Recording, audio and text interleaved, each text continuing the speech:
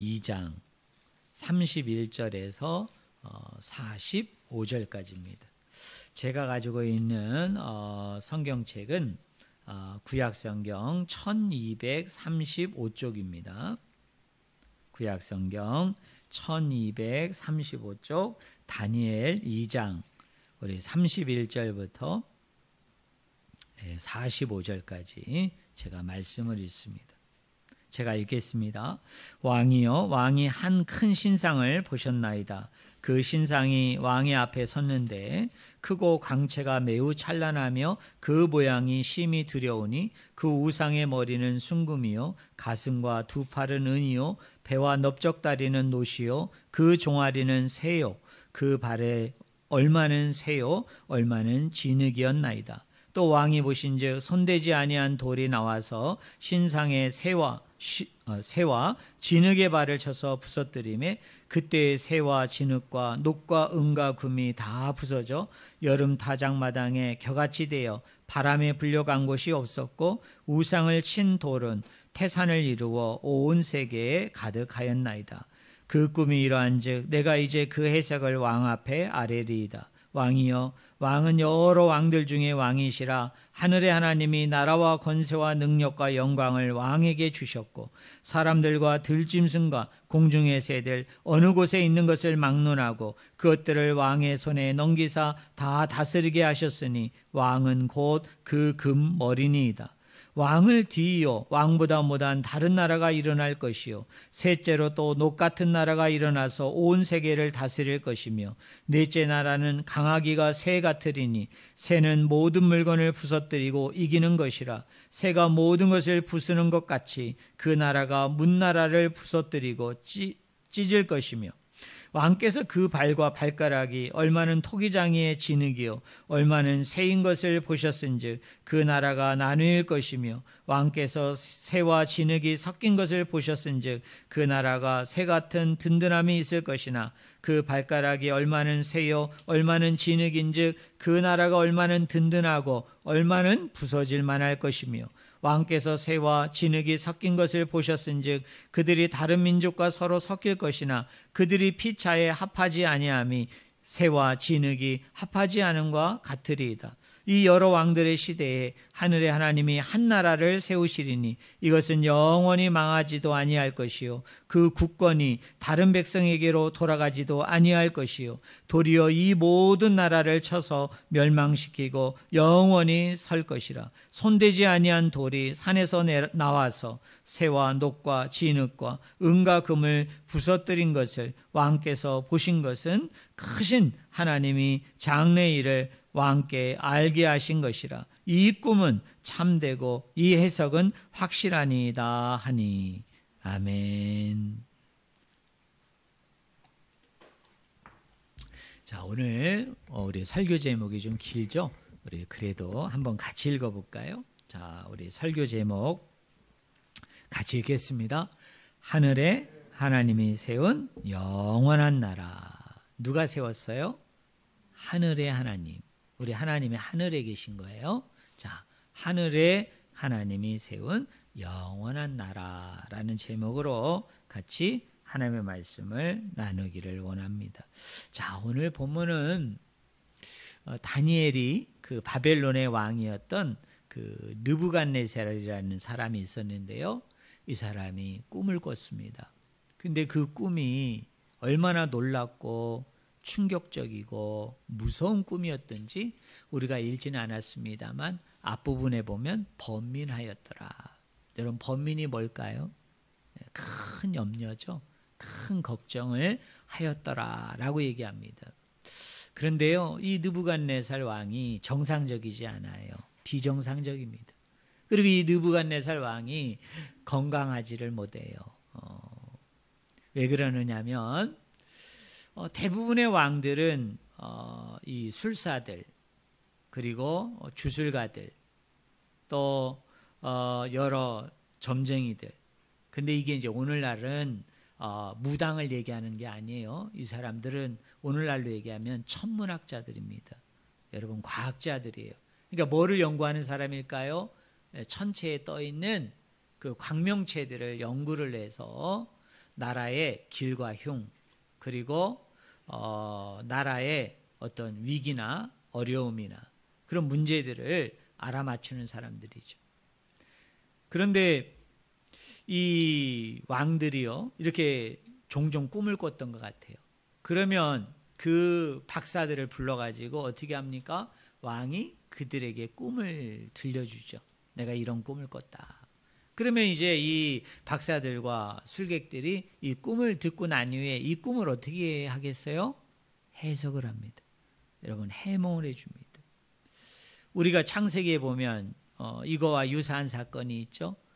요셉이 보디발의 아내의 그 모함을 받아가지고 애굽의 그 깊은 감옥에 있을 때 그 자기와 같은 감방 안에 누가 있었느냐 하면 바로의 최측근이었던 술 맡은 간원장과 떡 맡은 간원장이 있었잖아요.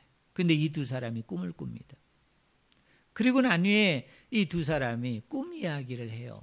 그러니까 요셉이 그것을 듣고 어떻게 하죠? 꿈을 해석을 해주죠. 여러분, 꿈을 해몽해 주지 않습니까? 또 나중에는 누구마저도 꿈을 꾸죠? 바로 왕이 여러분 꿈을 꿉니다. 그러니까 또 요셉을 불러가지고 자기 꿈 이야기를 먼저 들려줘요. 그리고 그 이야기를 들은 요셉이 그 꿈을 해몽하고 해석합니다. 이게 일반적인 거예요. 이게 정상적인 거예요. 그런데 성경에 보니까 누구만큼은, 느부갓네살만큼은 일반적이지 않아요. 정상적이지 않아요. 어떻게 하느냐 하면 술사들과 그 다음에 많은 박사들을 불러가지고 자기가 꿈을 얘기하지 않아요. 그러면 그 사람들 보고 뭐라고 요청을 했겠습니까? 내가 꾼 꿈도 맞추고, 그리고 그 꿈을 해석해달라고 그래요. 해몽해달라고 그래요.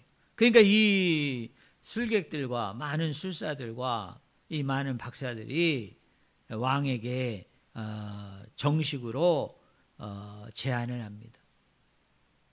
뭐를 제안하겠습니까? 이거는 일반적이지 않아요. 아니, 왕이요, 아무리 왕이랄지라도 이거는 건강치 못한 겁니다. 왜 그래요?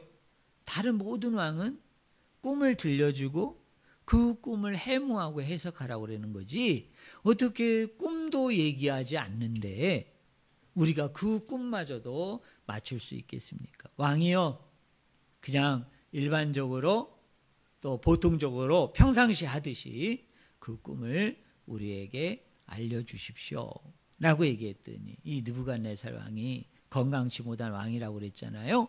바로 화를 내면서 이 꿈도 못 맞히는 너희들을 내가 한 사람도 남기지 아니하고 이 사람들을 다 죽이겠다. 그런데 이 사람들만 죽이는 게 아니라 이 사람들이 당시 지혜자들이잖아요. 지혜자 그룹이었는데 그 지혜자 그룹에 오늘 다니엘서 2장에 보니까 누구도 그 지혜자 그룹에 포함되어 있었을까요? 다니엘과 그의 친구들도 그 지혜자 그룹에 속해 있었기 때문에 이들마저도 다 죽이라는 명령이 떨어지게 된 겁니다. 그래서 다니엘이 이 소식을 듣고 난 이후에 지혜를 내기 시작합니다. 이 위기로부터, 이 어려움으로부터 이제 좀 생명을 보존하고 구해야 되는 방법을 찾기 시작합니다. 그래서 느부갓네살 왕의 측근이었던 아리옥이라는 사람을 만나서 내가 그 꿈을 해몽해주고 내가 그 꿈을 해석해 주기를 원할 테니까 네가 왕에게 나아가게 되어지면은 나로 하여금 왕을 좀 만나게 해달라, 아련하게 해달라라고 이야기합니다. 그리고 다니엘이 어떻게 하죠? 에스더처럼, 에스더가 어떻게 했습니까? 모르드게의 얘기를 듣고 유대인들이 큰 위험에 직면했다는 이야기를 듣고 죽으면 죽으리라는 심정으로 내가 왕 앞에 나아가는데 특별히 에스더가 뭘 당부하죠? 사람들한테? 나도 3일 동안 금식하면서 기도할 테니까 모르드게 당신도 우리를 위해서 기도하고 유다 백성 전체가 우리를 위해서 기도해 주기를 원한다. 다니엘도 똑같습니다. 다니엘은 기도의 사람이었거든요. 그러니까 그렇게 만나 줄 것을 제안하고 난 이후에 다니엘이 그 만나는 그 날짜와 때와 장소가 있을 거 아니에요. 그를 기다리면서 다니엘이 했던 거 뭐냐면 나도 기도할 테니까 이 백성들도 함께 하나님 앞에 부르짖어 기도하기를 원한다. 그래서 이제 마침내 어떻게 되냐면 왕 앞에 이제 나가게 되어진 거예요. 이것이 이제 오늘 본문 말씀 바로 직전의 상황입니다. 자, 제가 뭐라고 얘기했어요? 느부갓네살 왕은 다른 왕과는 다르게 일반적이지 않다. 건강하지 않다. 그 대표적인 이야기가 뭐라고 그랬어요? 꿈을 얘기해 준다, 얘기해 주지 않는다. 꿈을 얘기해 주지 않아요. 그리고 그 꿈을 알아맞히고 또 단계가 있어요. 알아맞힌 것도 대단한데 그 꿈을 해석해야 돼요. 그 꿈을 해몽해야 돼요. 그래서 오늘 본문 말씀 여러분 거기 31절에 보세요. 이제 다니엘이 왕이 꾼 꿈을 이제 이야기합니다. 그것이 어디까지냐면 35절까지예요. 느부갓네살 왕이 어떤 꿈을 꿨는지 그 꿈을 소개하고 있습니다. 우리 31절만 한번 같이 읽어볼까요? 31절 우리 한번 같이 읽어봅시다. 준비 시작. 왕이여 왕이 한 큰 신상을 보셨나이다. 그 신상이 왕의 앞에 섰는데 크고 광채가 매우 찬란하며 그 모양이 심히 두려우니. 자, 우리 성도님들 저를 보세요. 이 꿈의 핵심이 뭐예요? 한 큰 신상을 봤다는 거예요. 그죠? 한 큰 신상을 봤어요. 근데 이 신상이 얼마나 이렇게 큰지 그리고 얼마나 찬란했던지 그 신상을 보기만 해도 어떤 일이 일어나게 된다는 거예요? 심히 두렵게 되어질 정도로 그렇게 엄청나게 큰 신상을 보게 되어진 거예요. 이것은 다니엘이 살고 있던 시대에 페르시아뿐만 아니라 바벨론이라는 나라도 마찬가지였고 저 남방에 있는 애굽이라는 나라에도 마찬가지였습니다. 이 당시에 사람들이 이 왕의 신상을 세울 때 왕의 조각상을 세울 때 어떻게 세웠을까요? 엄청난 높이의 큰 크기의 뭐를 세웠어요? 왕의 신상을 세웠어요. 왕의 조각상을 세웠어요. 우리 성도님들에게 제가 퀴즈를 한번 내볼까요? 왜 이렇게 높이 세웠을까요? 왜 이렇게 높이 여러분 이렇게 왕의 형상 왕의 신이니까 그 신상을 왜 이렇게 높이 세웠을까요? 우리가 바벨토 사건에서도 보면 이 사람들이 뭐라고 얘기합니까? 저 하늘 꼭대기에까지 하늘에 닿을 정도로 우리가 세우자 그랬잖아요. 이것과도 연관이 있어요. 왜 이렇게 높이 세운 거예요? 왜 이렇게 높이? 뭐 대단한 문제 아니에요. 높이 세운 건 뭐죠? 멀리서도 뭘 바라볼 수 있어요? 그 신상을 보게 한 거죠. 그죠? 그 형상을 보게 한 거예요. 그리고 이 신상에 있는 신이 높이 올라가야만이 어떻게 해요? 전 영역을, 전 세계를 어떻게 할 수 있어요? 볼 수 있는 거죠. 그래서 무슨 뜻입니까? 만유의 신, 그죠? 모든 민족의 신, 모든 나라의 신, 모든 세계를 다스리고 정복하고 차지하는 그런 가장 뛰어난 왕이라는 것을, 신이라는 것을 상징하고 드러내 보여주기 위해서 뭘 세워요? 신상을 그렇게 높이 세우는 거예요, 여러분. 그 조각상, 그 형상을 높이 세우는 거예요. 그런데 이 느부갓네살 왕이 세운 신상도 얼마나 높이 세웠는지, 그리고 얼마나 막 거기서 막 빛이, 광채가 나오는지 그 신상만 바라보아도 사람들이 두려워할 정도로, 무서워할 정도로 그런 신상에 관한 꿈을 이 왕이 꾼 거예요. 자, 그러면서 우리 32절, 33절 중요하니까 한번 같이 읽어봅시다. 같이 읽겠습니다. 그 우상의 머리는 순금이요, 가슴과 두 팔은 은이요, 배와 넓적다리는 노시요, 그 종아리는 새요, 그 발은 얼마는 새요, 얼마는 진흙이었나이다. 자, 큰 신상이 있는데 이 신상이 여러분 몇 개의 서로 다른 재료로 만들어졌나요? 5개죠. 자, 그 5개가 뭐예요? 머리는 뭐예요? 네, 여기는 순금이죠. 근데 뒤에 금으로 나오니까 금으로 얘기해도 돼요. 그 다음에 가슴과 두 팔은 뭐예요? 은이죠. 배와 넓적다리는 노시예요. 그러니까 동이죠. 구리라는 얘기예요. 그리고 그 다음에 종아리는 뭐로 돼 있어요? 쇠로 돼 있어요. 그리고 마지막으로 발 부분에 일부는 뭐로 돼 있고 쇠로 돼 있고 일부는 뭐로 돼 있어요?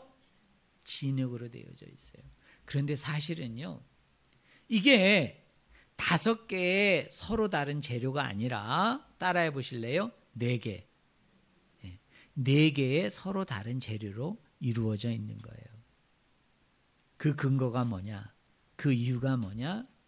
이 다니엘서는 특별히 1장과 6장은 이렇게 짝을 이루어요. 짝을 이루어요. 이런 황금 신상의 이런 특징과 이런 내용을 가지고 있는 내용이 다니엘서에 또 한 번 등장을 해요. 그게 어디냐면 다니엘서 7장입니다. 그래서 2장과 7장이 하나의 짝이에요. 근데 그 7장에 보면은 거기에 나오는 그 신상은 몇 개의 재료로 이루어져 있느냐면 4개의 재료로 이루어져 있습니다. 그러니까 앞에는 5개인데 저 뒤는 4개이면 이게 짝이 이루어질 수가 없잖아요. 그러면 앞에 있는 게 왜 4개냐? 자, 맨 마지막이 새로 이루어져 있는데 그 새가 2개로 나뉘어진다는 거예요. 그죠? 뭐와 뭐로? 새와 진흙으로 나눠진다는 거예요. 그런 의미에서 원래는 뭐였어요? 새예요. 새입니다. 그것이 나뉘어졌을 뿐이에요. 여러분, 그것이 분리되어졌을 뿐이에요. 그러나 전체적으로 보면 이게 다 새에서 발원이 되고 새에서 나온 것이기 때문에 그 갈라진 것 전체를 우리가 통틀어서 우리가 얘기할 수 있다면 그것은 새예요. 그러니까 우리 한번 따라해 보실래요? 이 금신상은 4개의 재료로 이루어져 있다. 한번 따라해 보겠습니다. 금, 은, 놋, 새. 새로 이루어져 있어요. 자, 그리고 난 후에 또 왕이 본 게 있어요. 그게 34절, 35절이에요. 자, 우리 한번 같이 읽어봅시다. 준비 시작. 또 왕이 본즉 손대지 아니한 돌이 나와 신상의 새와 진흙의 발을 쳐서 부서뜨리매 그때 새와 진흙과 녹과 은과 금이 다 부서져 여름 타작 마당에 겨같이 되어 바람에 불려 간 곳이 없었고 우상을 친 돌은 태산을 이루어 온 세계에 가득하였더라. 예, 저를 보세요. 세 번째 장면은 뭐냐면 갑자기 손으로 대지 아니한 돌이 등장합니다. 그래서 그 돌이 이 엄청나게 크고 화려해서 쳐다만 봐도 무서운 이 신상을 어떻게 해요? 깨어 부숩니다. 그렇죠? 그리고 난 후에 어떤 일이 일어나게 되어져요? 이 친 돌이 태산을 이루어. 태산이 뭐예요? 큰 산이에요. 큰 산을 이루어서 어떻게 된다? 온 세계에 가득하게 된다. 온 세계의 이 큰 산으로 채워지게 되는 그런 놀라운 환상과 계시를 본 사람이 누구예요? 다니엘이에요. 근데 다니엘이 어떻게 해요? 이 꿈마저도 맞춥니다. 여기서 조금만 격가지로 갈게요. 근데 다니엘이 늘 이렇게 꿈을 잘 해몽하고 해석한 건 아니에요. 여러분 1장부터 6장을 보면 다니엘이 모든 꿈에 대해서 다 해석합니다. 다 해몽을 해요. 그런데 놀라운 건 7장부터 12장은요. 자기가 꿈을 꿔요. 이제 자기가 환상을 보게 됩니다. 그 이전은 어떤 꿈과 환상이었죠? 다른 사람이 꾼 꿈, 다른 사람이 본 환상, 다른 사람이 본 계시를 듣고서 다니엘이 하나님이 주신 지혜를 가지고 어떻게 합니까? 그 꿈을 해몽해요. 해석을 해요. 근데 7장부터 12장은 이젠 다니엘이 꿈을 꿉니다. 다니엘이 환상을 봐요. 그런데 느부갓네살 왕처럼 여기도 말씀해 보니까 다니엘이 번민한지라라고 얘기해요. 얼마나 무서운지, 얼마나 충격적이고 놀라운지 큰 근심을 합니다. 그런데 더 놀라운 것은 그렇게 남의 꿈을 잘 해석하고 해몽했던 다니엘마저도 자신이 꾼 꿈에 대해서는 해몽하지를 못해요. 해석하지를 못해요. 그럼 누가 가르쳐 주겠어요? 하나님이 보낸 천사가 다니엘에게 자신이 꾼 꿈과 이상이 무엇인가를 설명해 줍니다. 자, 적용 한번 해볼까요? 1장부터 6장에서 느부갓네살 왕으로 얘기한다면 많은 술객들과 술사들과 점쟁이들과 박사들이 꿈을 알아맞히지 못해요. 결국 그것으로 인해서 죽을 위협과 고비에 들어갔지만 다니엘의 탁월함은 뭐냐면 기도할 때요. 하나님 앞에 기도할 때요. 다니엘은 뭐라고 기도했는 줄 알아요? 하나님, 내 생명을 구원해 주소서. 하나님, 내 생명을 지켜주소서 라는 것뿐만 아니라 누구도 이 위험으로부터, 누구도 이 위협과 죽음으로부터 구원해달라고 기도했을까요? 그들의 술사, 그들의 점쟁이, 박사들도 구원해 주기를 하나님 앞에 기도했던 사람이에요. 어떤 의미에서 바벨론은 다니엘에게 있어서는 뭐죠? 원수죠. 또 여러분, 별자리를 이야기하면서 여러분 그렇게 나라의 운명을 예측하고 예단했던 사람들이에요. 아무리 이 사람들이 지혜자라 하지만 이 사람들은 우상을 섬기는 사람들이죠. 우상에 빠져 있는 사람들이잖아요. 그래서 그 구원의 대상에서 뺄 수도 있는데 자기의 기도의 구원의 대상에 이 사람들도 포함시킵니다. 자, 그런데요, 1장부터 6장에서는 다니엘이 남이 꾼 꿈을 이렇게 해몽하고 해석하고 7장부터 12장까지는 놀라웠게도 자기가 꾼 꿈을 해몽 해석하지 못하니까 천사가 와서 알려줘요. 결국 이 이야기를 통해서 이 다니엘서를 기록한 저자가 저와 여러분에게 이야기하고자 하는 핵심이 뭘까요? 꿈 해석 해몽에 있어서 이 꿈은 누가 알려주는 것이다? 하나님이 알려주는 것이다. 여러분 믿으십니까? 다니엘이 아니에요.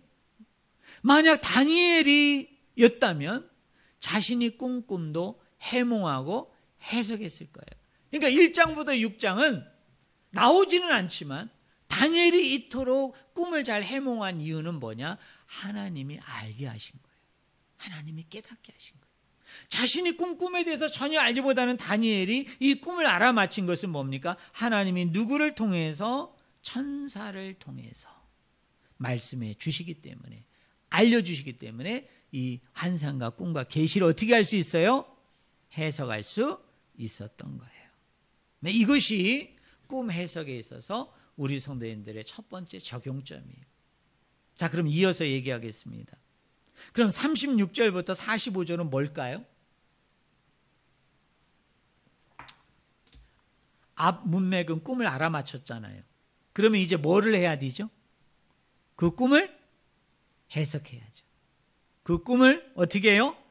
해몽해야 돼요. 자, 이 꿈을 해석하는 그 내용을 통해서 우리가 한 서너 가지 적용점을 찾을 수 있어요. 저와 여러분에게 하나님이 말씀하시는 것을 우리가 발견할 수 있는데요. 자, 우리 하나하나 한번 살펴봅시다. 자, 한번 따라해 보실래요? 세상의 모든 권세는 여러분 누구로부터 올까요? 하나님으로부터 온다라는 주제가 나옵니다. 자, 그게 어디서 나오느냐? 여러분 봐요. 자, 금, 은, 자, 저를 보세요. 자, 금, 은, 그 다음에 놋, 새로 돼 있죠. 구조가, 순서가.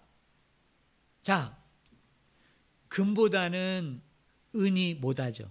모자라죠. 그래서 오늘 본문 말씀에 보니까 여러분 우리가 읽었습니다마는 뭐라고 여기서 이야기하죠? 해몽하는 과정 속에서 나오잖아요. 그런 말이. 안 나옵니까? 저만 읽었습니까, 여러분? 거기 어디에 나와요? 거기 36절부터 45절에 보면은 어디에 나오잖아요.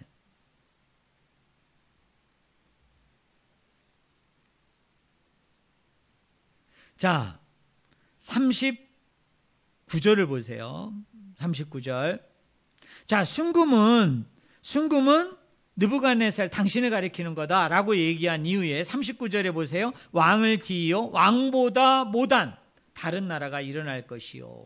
자, 그러니까 금으로 상징되는 느부갓네살 왕이 이제 세계를 지배한단 말이에요. 그리고 난 후에 은으로 상징되어지는 어떤 왕이 일어나 가지고 세계를 다스리게 되어질 텐데, 이 왕은 앞에 있는 왕보다도 따라하겠습니다. 못한 왕, 못한 나라. 그래서 금 다음에 은이 나오는 거예요. 그 다음에 은보다 못한 게 뭐죠?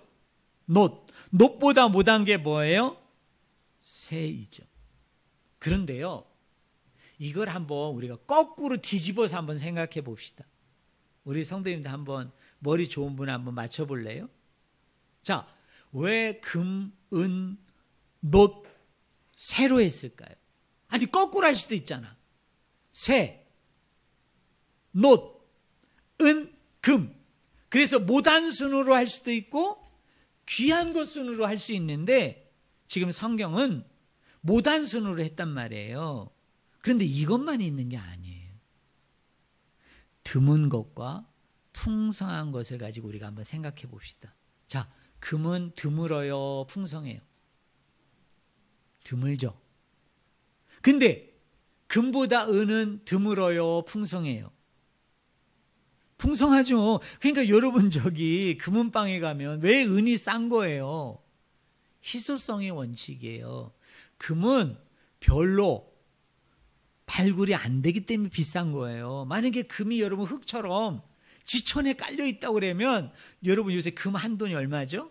저는 요새 사본 적이 없어가지고, 옛날에 우리 애들 돌 때, 제가 돌반지 받을 때 그때 5만 원이었어요. 지금 5만 원 가지고 여러분 금 한 돈, 꿈도 못 꾸죠. 엄청 비쌀 거예요. 제가 알기로는 뭐 30만 원, 40만 원. 예? 40이에요. 그러니까 40만 원이래요. 얼마나 비싸? 그 비싼 이유가 뭐예요? 드물기 때문에 비싼 거예요.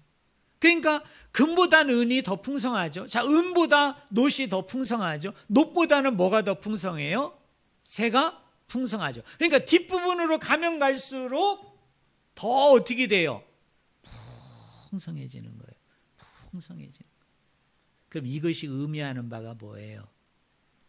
금, 은, 금은 놋, 쇠로 가는 이야기는 뭐냐면, 이 나라는 금은 어떤 나라, 은은 어떤 나라, 놋은 어떤 나라, 동은 어떤 나라라고 우리가 그렇게 연결해서도 볼 수 있지만, 전체적으로 보면 이 다니엘을 기록한 저자가 드문 곳에서 풍성한 곳으로 나갔다는 이유는 무슨 이야기를 하고 싶은 거예요?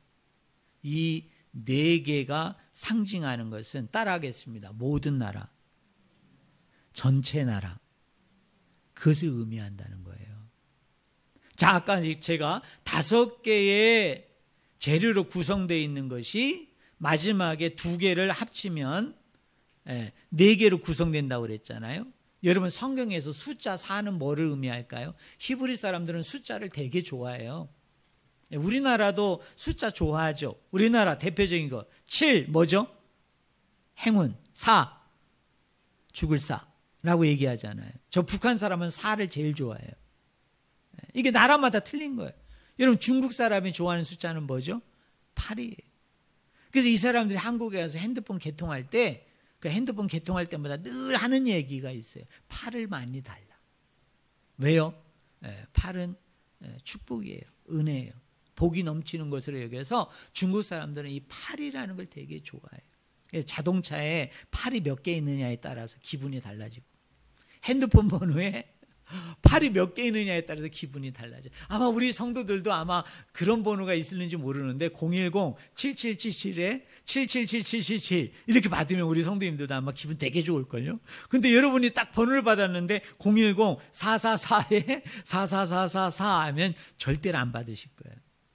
내가 미쳤냐고. 내가 왜 그 번호를 받냐고. 근데 히브리 사람도 유대인들도 좋아하는 숫자가 있는데 그거 설명하려면 시간이 오래 걸리니까 4만 말씀드릴게요. 4를 좋아합니다.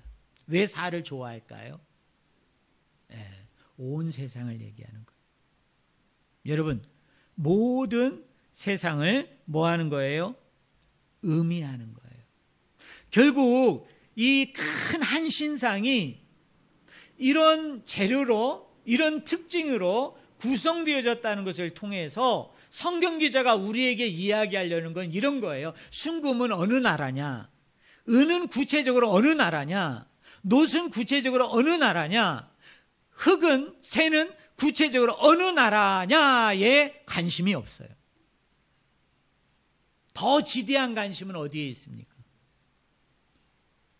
이 네 개를 우리가 전체적으로 보면은 이 넷은 뭐를 의미한다? 이 세상에 과거에 존재했던 나라, 현재에도 존재할 나라, 미래에도 존재할 모든 세상, 모든 나라를 의미하는 것이 뭡니까? 이 네 구성 요소라는 거예요. 근데 좀 더 디테일하게 들어가 보겠습니다. 여러분, 이 다니엘서에 보면은 특별히 1장부터 7장까지를 쭉 보면요, 네 나라가 순서적으로 나와요. 자, 원고를 읽고 오라고 그랬는데 여러분이 읽어봤는지 모르겠어요. 자, 네 나라가 어디냐면 한번 따라해 보세요. 바벨론, 메데, 페르시아, 헬라 제국. 이 네 나라가 나와요. 특별히 느부갓네살 왕은 어느 나라 왕일까요? 바벨론 제국의 왕이에요. 그 다음에 등장하는 왕이 누굽니까? 느부갓네살 다음에 누가 나오죠? 여러분, 그 벨사살이 나오죠. 벨사살도 바벨론 왕이에요. 자, 그 다음에 누가 등장하죠? 다리오 왕이 나와요. 그 사람은 메데 사람입니다. 그 다음에 누가 나오냐면 고레스가 나와요. 여러분, 고레스는 어느 나라 사람이에요? 페르시아 사람이에요. 그리고 다니엘서 7장부터 12장까지는 헬라 제국에 대한 예언으로 나옵니다. 결국 순금은 바벨론을 얘기하는 거예요. 다니엘서 안에서는. 그리고 은은 뭐를 얘기해요? 메데 제국을 얘기해요. 그 다음에 놋은 뭐를 얘기하죠? 페르시아를 얘기합니다. 마지막에 새는 여러 나라로 갈라지잖아요. 알렉산더가 죽고 난 이후에. 그죠? 그 헬라 제국이 여러 나라로 나뉘어져요. 그래서 어느 나라를 얘기해요?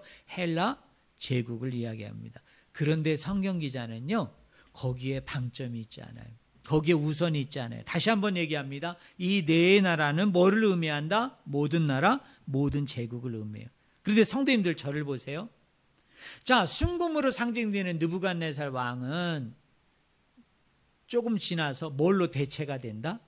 은이라는 나라로 대체된다. 근데 은이라는 나라도 영원할 것 같았는데 무슨 나라로 대체된다? 놋이라는 나라로 대체돼. 근데 놋이라는 나라도 영원할 것 같은데 뭘로 대체돼요? 새라는 나라로 대체돼요. 그런데 손으로 하지 아니한 돌이 나와서 그것을 완전히 깨어 부숩니다. 그리고 나니 어떻게 돼요? 태산을 이루어서 온 세계 가득한 나라를 이루게 되는데 이게 하나님 나라예요. 근데 하나님 나라는 어때요? 대체되지 않아요.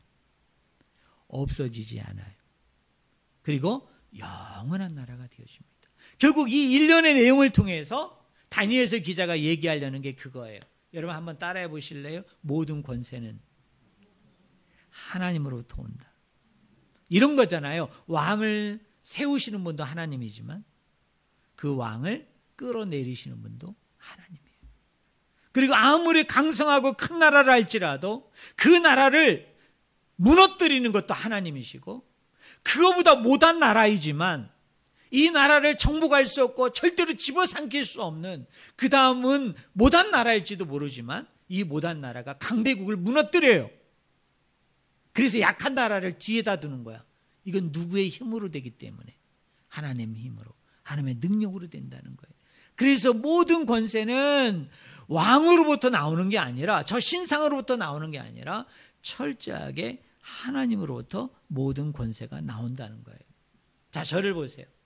그럼 여러분들이 좀 더 깊숙이 들어가서 이 의미를 알아야 돼요. 모든 권세는 하나님으로부터 온다는 의미가 뭘까요? 그것이 상징하는 게 뭘까요? 두 가지예요. 여러분 한번 저를 한번 따라해 보실래요? 자, 한번 따라해 보세요. 자, 모든 권세를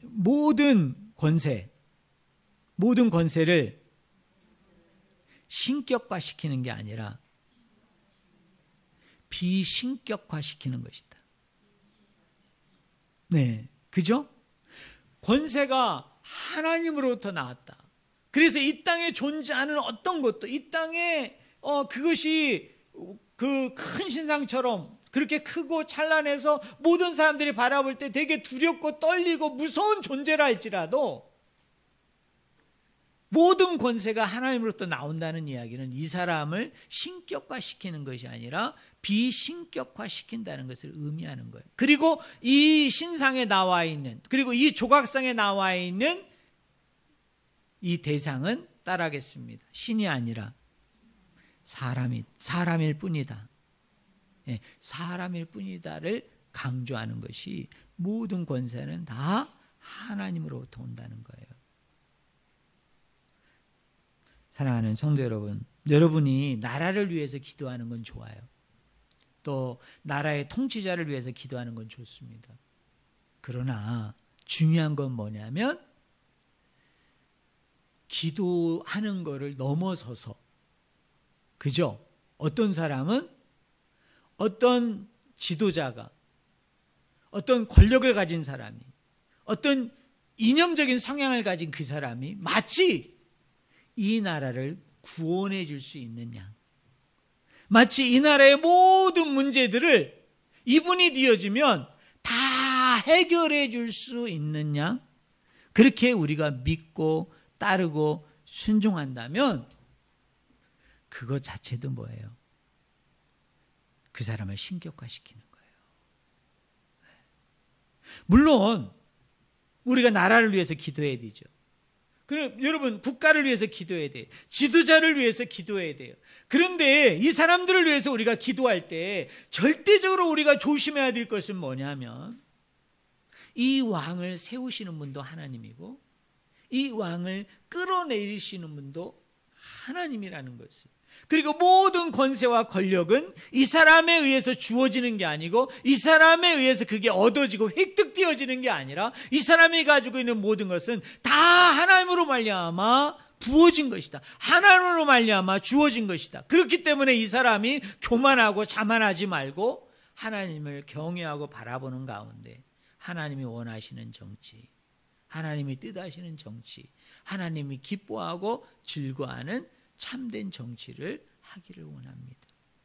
그리고 우리는 이런 고백도 드려야 되죠. 이 사람은 단지 도구일 뿐이에요. 수단일 뿐이에요. 이 사람이 어떤 일을 통해서 나라가 유익이 있고 나라가 부유하고 부강해졌다고 얘기합시다. 이 사람이 뛰어나서가 아니에요. 이 사람이 대단해서가 아니에요. 이 사람이 다른 사람들보다 뭔가가 있어서가 아니에요. 우리는 그럴 수 없어요. 뭡니까? 하나님이 이 사람을 사용한 거예요. 이 사람을 통해서 하나님이 일하시고 나타내신 거예요. 그래서 우리가 기도할 때 하나님, 우리 지도자가 이 사람이고 또 우리가 따라야 되고 섬겨야 되고 순종해야 되는 이 사람인데 이 사람을 통해서 하나님 이 나라와 이 국가가 구원되어지게 하여 주소서. 그러면 안 되는 거예요. 그것은 그 사람을 신격화시키는 거예요. 이 사람이 뭔데 구원합니까? 이 사람이 뭔데 여러분 건져낼 수 있어요? 이건 우상이에요. 그럼 우리의 기도는 어떻게 해야 됩니까? 하나님, 이 지도자가 뽑혔습니다. 이 지도자가 이런 사람이 되었습니다. 이 사람이 교만하고 자만하지 않고 모든 권세가 하나님께로 온 줄로 알고 하나님을 의지하고 하나님을 바라볼 수 있는 왕이여 지도자가 되기를 원하고, 간절히 원하는 것은 하나님이 이 사람을 통해서 일하심으로, 역사하심으로, 함께하심으로 이 나라가 구원되어지기를 원합니다. 그래서 주체가 누구예요? 하나님이고 이 사람은 뭐가 되는 거예요? 수단일 뿐이에요. 방법일 뿐이에요. 이것이 모든 권세가 하나님으로부터 온다는 것을 우리가 참 찾아야 되는 의미인 거예요. 제가 여러 가지를 준비했는데요. 시간이 너무 많이 지나가지고 핵심 하나만 얘기하고 오늘 말씀을 마치겠습니다. 나머지는 여러분이 원고를 좀 읽어주셨으면 좋겠어요. 여기 할 말이 참 많은데 이게 설교 시간이 한 2시간은 설교하면 참 좋겠는데 그러면 제가 엄청나게 무궁무진한 말씀을 전할 수 있는데 뭐 이 본문 가지고 또 언제 기회가 되면 또 나눌 수가 있겠죠. 자, 한 큰 신상을 봤다고 얘기했어요. 그런데 이것은 4가지 재료로 이루어져 있다. 그 4가지 재료가 뭐라고 그랬어요? 금과 은과 놋과 쇠다. 그런데 이 각각은 각각의 나라를 의미하기도 하지만 성경 기자는 거기에 관심이 없다. 이 넷은 뭐를 의미한다고요? 모든 나라, 전체의 나라를 의미한다고 그랬어요. 그런데 다니엘이 또 하나의 꿈을 꿨다고 얘기했죠. 갑자기 뭐가 등장했어요, 여러분? 거기 꿈에 보니까 뭐가 등장해요? 우리 읽었잖아요. 손대지 아니한 돌이 나와가지고 이 4가지 재료로 만든 금신상을 다 깨뜨려 부숴요. 그리고 나서 이 손으로 되지 아니한 돌이 뭐를 이루어서? 태산을 이루어서 세상에 가득하게 되어지는 그 환상을 꿈을 꾸게 됐고 다니엘이 그것을 알아맞히고 난 후에 그 꿈을 해석을 합니다. 자, 한번 저를 보세요. 근데 좀 이상하잖아요. 이거 직접적으로 얘기할게요. 자, 그래야 설교가 빨리 끝날 수 있을 것 같아서. 돌로 금을 깨뜨려요. 그죠? 돌로 은을 깨뜨리죠. 돌로 놋을 깨뜨리죠. 돌로 쇠를 깨뜨려요. 자, 우리 객관적으로 얘기해 봅시다. 금이 귀합니까? 돌이 귀합니까? 금이 귀하죠. 그죠? 여러분, 은이 귀해요? 돌이 귀해요? 은이 귀하죠? 동이 귀해요? 돌이 귀해요? 놋이 귀하죠. 그죠? 동이 귀하죠. 여러분, 새가 귀합니까? 돌이 귀합니까? 새가 귀하죠. 그런데 하나님은 금보다도 은보다도 놋보다도 쇠보다도 강한 것을 들어서 이것을 깨뜨려 부수지 아니하시고 말도 되지 않고 비교도 되지 않는 돌을 들어서 어떻게 해요? 이것을 깨뜨리세요. 여러분, 이것을 부수세요. 그런데 이 돌이 의미하는 바가 뭘까요? 이 돌은 뭐를 의미할까요? 따라하겠습니다. 예수 그리스도, 예수님을 의미합니다. 예수 그리스도를 의미해요. 왜 예수 그리스도를 의미하느냐? 이사야서 53장 2절에 보니까 이런 말씀이 있어요. 그는 주 앞에서 자라나기를 따라해 볼까요? 연한 순 같고, 연한 순 같대요. 그리고 제가 읽습니다. 마른 땅에서 나온,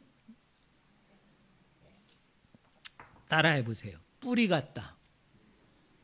연한 순 같고 그리고 땅에서 나온 뿌리 같다는 거예요. 그런데 이렇기 때문에 그 뒤에 이사야가 뭐라고 얘기하느냐 하면 고운 모양도 없고 풍채도 없고 우리가 보기에 흠모할 만한 아름다운 것이 없다는 거예요. 그러니까 우리 예수님 잘생겼어요? 못생겼어요? 엄청 못생겼다는 거예요. 쉬운 말로 얘기하면 그냥 우리나라에서 최고의 추남이 우리 예수님이라는 거예요. 이사의 말에 의하면 아름다울 것이 없다. 아름다운 것이 한 구석도 없다는 뜻이에요, 여러분. 아름다운 것이 하나도 없는 분이에요. 그분이 누구예요? 예수님이에요. 왜? 연한 순 같고 땅에서 올라온 뿌리와 같다 이거예요.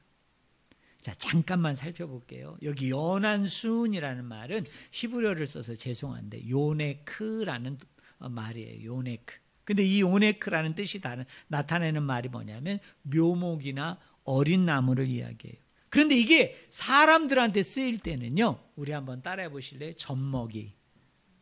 젖먹이라는 거예요. 우리 예수님 사람으로 오셨잖아. 그러니까 연한 순 같고라는 얘기는 쉬운 말로 얘기하면 뭐죠? 젖먹이와 같다. 젖먹이와 같다. 여러분들은 어떠신지 모르겠어요. 아마 자신의 아기를 몸을 통해서 낳아본 분은 받는 순간에 그 아이가 눈에 넣어도 안 아플 정도로 너무너무 예쁠 것 같아요. 그죠? 되게 아름다울 것 같아요. 근데 다는 아닌데 남편들은 어떨까요? 우리 아버지들은 어떨까요? 애가 이제 부인의 뱃속에서 갓 태어났어. 근데 그 아이를 산모가 안고 있거나 아니면 거기 있는 이제 우리 간호사 선생님이 안고 있단 말이에요. 아직 씻지도 않아 가지고. 그죠? 막 이런 데가 막 범벅이 되잖아요. 저도 우리 두 아이 이제 두 자녀 받을 때 저도 옆에 있었거든요. 그래도 훌륭한 아빠입니다. 근데 그 나온 아이를 봤을 때 제가 속으로 무슨 생각을 했느냐면 이런 생각을 했어요. 우리 아들이 우리 딸이 좀 더 멋있게 태어나지. 이렇게 좀 더 예쁘게 태어나지. 왜 이렇게 쭈글쭈글하고 그런 거 있잖아요. 좀 못생기게 태어났어. 그 순간은 좀 이렇게 볼품없이 태어났어. 근데 이 아이가 이제 씻겨지고 조금 이제 몇 주가 지나고 몇 달이 지나면 어떻습니까? 아이가 되게 예쁘더라고요. 되게 사랑스럽고. 내가 그때 잘못 생각했구나. 잘못 봤구나. 그런 생각을 하게 되더라고요. 우리 예수님이요. 젖먹이와 같다는 거예요. 젖먹이와 같다. 자, 그런데 더 충격적인 것은 뿌리와 같다는 거예요. 옛날 개역 한글은 이걸 뭘로 번역했느냐면 줄기로 번역했어요. 그런데 영어 성경도 뿌리로 번역한 것을 보면 이 뿌리라는 말이 맞아요. 근데 여러분 혹시 나무 뿌리를 캐본 적 있으세요? 여러분 땅 위에 있는 나무는 어떻죠? 길쭉하고 하늘을 향해서 뻗어 있고 그리고 그 옆에 가지들이 나와 있기 때문에 되게 볼품이 있죠. 어떤 나무는 멋있죠. 그죠? 어떤 나무는 정말 아름다워요. 그런데 그런 나무를 여러분이 한번 뽑아봤다고 합시다. 아니면 여러분이 삽을 이용해서 갱이를 사용해가지고 그것을 여러분이 캐냈다고 얘기합시다. 뿌리는 어떻죠? 되게 못생겼어요. 여러분 막 흉측해요. 정말 아름다운 나무인데 나무는 줄기는 정말 멋있는 줄기인데 그 뿌리를 뽑아보니까 이 뿌리가 어떻게 돼 있어요? 막 울퉁불퉁 생기고 막 이렇게 휘어져 있고 거기에 막 뭐가 막 덕지덕지 묻어 있고 일부분은 또 상해서 썩어 있고 변색돼 있고 형편없어요. 그런데 이사야 기자는 뭐라고 얘기하느냐면 우리 예수님은 땅 밖으로 나온 뿌리와 같다는 거예요. 그 얘기가 뭔지 아세요? 이 뿌리처럼 줄기가 생겼다는 거예요. 뿌리처럼 나무가 그렇게 생기었다는 거예요. 그만큼 뭐예요? 볼품없고 아름답지 않다는 거예요. 그런데 이런 예수님이 이 땅에 왕으로 오셨어요. 이 땅에 하나님의 아들로 오셨어요. 구원자로 오셨어요. 그런데 하나님께서 이 세상을 다스리고 통치하는 원리는 세상 사람들이 추구하는 힘이 아니에요. 뭘로 하셨어요? 약함으로. 그 하나님 나라를 오게 하셨고 하나님 나라를 이 땅에 세우셨고 그 하나님 나라를 완성하신 분이 누구예요? 그분이 바로 예수 그리스도입니다. 여기에 약함은 세 단어로 표현할 수 있어요. 한번 여러분 따라해 보실래요? 자기 비움. 따라하겠습니다. 자기 비움, 희생, 죽음. 그것으로 하나님 나라를 가지고 오시고 지금 현재 하나님 나라를 진행해 가고 계시고 최종적으로는 이 땅 가운데 태산을 이루어 그 태산이 가득하게 되는 하나님 나라를 완성하고 성취하여 주신 분이 누구냐? 손으로 만들지 아니한, 손으로 하지 아니한 돌이 되시는 예수 그리스도이심을 저는 우리 성도님들이 꼭 믿기를 주님의 이름으로 간절히 축원을 드립니다. 사랑하는 성도 여러분, 저를 보세요. 하나님 앞에 쓰임받는 사람은 금이 아니에요. 하나님 앞에 쓰임받는 사람은 은이 아닙니다. 하나님 앞에 쓰임받는 사람은 놋이 아니었어요. 하나님 앞에 쓰임받는 사람은 쇠가 아니었어요. 놀라웠게도 하나님께 쓰임받는 사람은 돌이었습니다. 비교도 할 수 없는, 견줄 수도 없는, 정말 뭐라고 대조할 수도 없는 돌을 하나님은 사용하셔서 그들을 부수고 깨뜨리고 난 후에 그 돌을 통해서 태산을 이루게 하시고, 그리고 그 태산이 전 세계를 차지하는 그런 놀라운 일을 이루심에 있어서 하나님은 돌을 사용하셨어요. 궁극적으로는 예수 그리스도를 이야기하지만 이 다니엘이 기록되어질 당시에는 아직 예수님이 오시지 않았잖아요. 그러면 이 돌이 의미하는 바가 뭘까요? 이 돌은 하나님을 믿는 저와 여러분을 의미하는 거예요. 신자들을 얘기하는 거예요. 성도들을 얘기하는 거예요. 그런데 하나님은 뭐라고 얘기합니까? 금이 아니다, 은이 아니다, 놋이 아니다, 쇠가 아니야, 돌이에요. 어떻게 생각하면 너무나 보잘것없고 하찮고 쓰임새와 쓸모에 있어서는 전혀 가치가 없는, 정말 그냥 평범한 아무것도 아닌 여러분 돌일 뿐이에요. 근데 하나님은 그 돌을 사용하셔서 이 모든 것을 깨뜨려 부수고 난 이후에 이 돌이 태산을 이루게 되어지고 이 태산을 통해서 모든 것을 차지하게 되는 게 하나님의 역사예요. 저는 바벨론에서 70여 년 동안 포로 생활을 하고 있는 이 사람들이 이 복음을 들었을 때, 이 말씀을 들었을 때 여러분 그들의 마음은 어떻게 됐을까요? 흥분되지 않았을까요? 여러분 이 이야기를, 이 다니엘에 기록된 이 메시지를 70년 동안 남의 나라의 식민지 포로로 끌려가서 그발강가에서 말로 닿을 수 없는 노역 가운데 빠져있는 이 사람들에게 메시지가 전해진 거예요. 얘들아, 금이 아니야, 은이 아니야, 놋이 아니야, 쇠가 아니야. 너희들은 돌과 같이 보잘것없고 하찮고, 그리고 사람 취급도 받지 못하는 정말 길바닥에 굴러다니는 인생이잖아. 그죠? 발로 치여서, 발로 밟혀가지고 그냥 굴러다니는 인생뿐이잖아요. 근데 하나님이 주신 메시지는 뭡니까? 그런 돌이라 할지라도 그 돌이, 봐라, 저 느부갓네살 왕이 자기 신상을 만들었어? 저 느부갓네살 왕이 금으로 만든 신상이야? 근데 우리처럼 발로 친 그 돌이, 너와 내가 밟고 지나갔던 그 돌이 저것을 깨어 부술 것이다. 이 바벨론 제국을 무너뜨릴 것이다. 그리고 나서 어떻게 해요? 우리가 태산을 이루어 하나님의 영원한 도성, 영원한 나라를, 자, 뭐예요? 온 땅에, 모든 땅에 건설하게 되어질 것이다. 이걸 포로민들이 들을 때 막 흥분하지 않겠습니까? 기쁨과 즐거움이 있지 않겠습니까? 자, 마지막으로 이야기합니다. 저와 여러분이 그 돌인 줄로 믿습니다. 아멘 안 하시네. 여러분은 은이, 금이 되기를 원하세요? 여러분, 금이 되면 깨어 부서진다니까? 안 돼요. 자, 다시 한번 물어보겠습니다. 저와 여러분이 돌인 줄로 믿습니다. 또 여러분 중에 기분 나쁜 분이 계신가 보네. 나는 길에 사람들의 발에 치이는 돌 정도는 아닌데, 나는 밟히는 돌 정도는 아닌데. 여러분 그렇습니까? 우리 예수님도 십자가상에서 말로 닿을 수 없는 멸시와 천대와 조롱을 받으셨어요.